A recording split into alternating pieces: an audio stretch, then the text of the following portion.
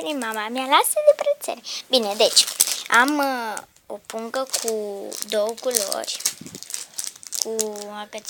cu mine Andreea și elastice și sâuri. De fapt, două sunt. Ai făcut 150 de lapte și am mâncat tot? Da. Două cu simple, tot cu câte o mini Andreea și o punguliță de sâuri. Și mai am aici, am o mini Andreea. De fapt, e o Andreea mai mare și o mega Andreea. E de aici. E setul ăsta care costă 15 lei.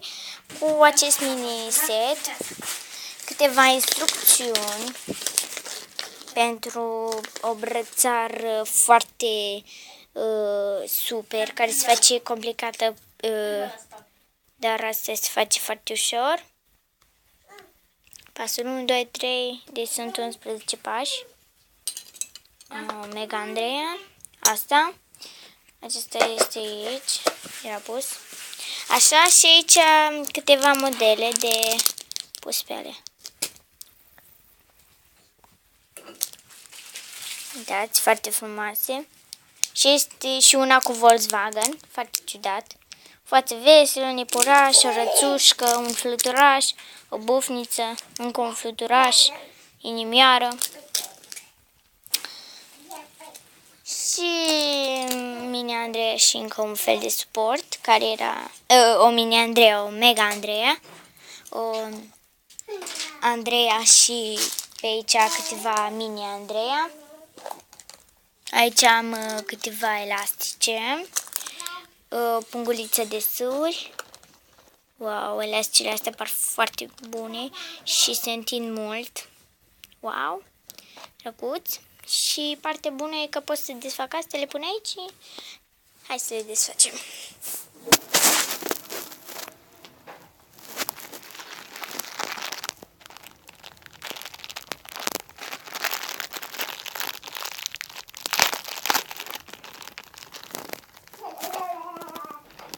O să le desfac, să le pun aici? O să le iau mai ușor. Așa. Cred că două pungulițe nu sunt în cap aici. Așa, wow, sunt. Nu. Așa. De fapt o să îi pun toate, încerc să-mi încapă. Așa, da, cred că mi încape toate. Au costat fiecare pungă 50-15 de ăsta. Așa, deci mi-a încăput, e toată plină. Așa, pun și fețele astea, de fapt o să pun așa. Haide, intră aici. O să pun fețele aici. Mega Andreea, nu știu unde o mai pun. Cred că o pun, da, o pun așa. Așa. Și suportul până aici. Am micat pe Andreea asta și nu știu unde să pun ea. Să încerc. Să pun aici. Ia am așa.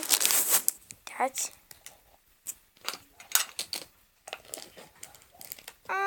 Cape. Am pun asta aici. Pungulițe de sun am pus. Da. O pun aici. Așa. Cape. Cum vă spun asta?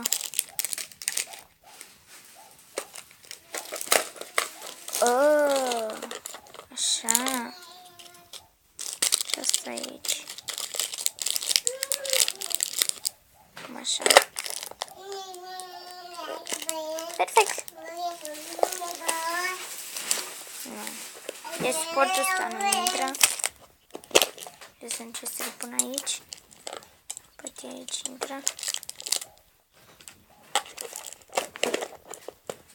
Intră. Yeah. Așa. Asta aici. Săurile aici. Are 600 în total și plus astea are foarte multe. Asta îmi fac multe brățări și lucruri. Deci aici mi arată cum să fac brățări din alea faine. Și sper că pot să fac și lucruri pe ele și hamster, chiar dacă nu este mare, pot să încerc să fac. Bine, cel mai mult o să-mi iasă din astea și dacă o să încerc să fac lucruri, sigur nu, poate nu o să-mi iasă. Da, na, e fain. Uitați, și pe YouTube vedeți, asta e în YouTube. Wow! Foarte frumos. Iubesc brățările astea. Am vrut să le fac pe celelalte, n-am avut. Așa, e foarte frumos. Bine, deci acesta a fost noul meu set de brățări și o să vă arăt lucruri. Se despărțează ușor. Bye!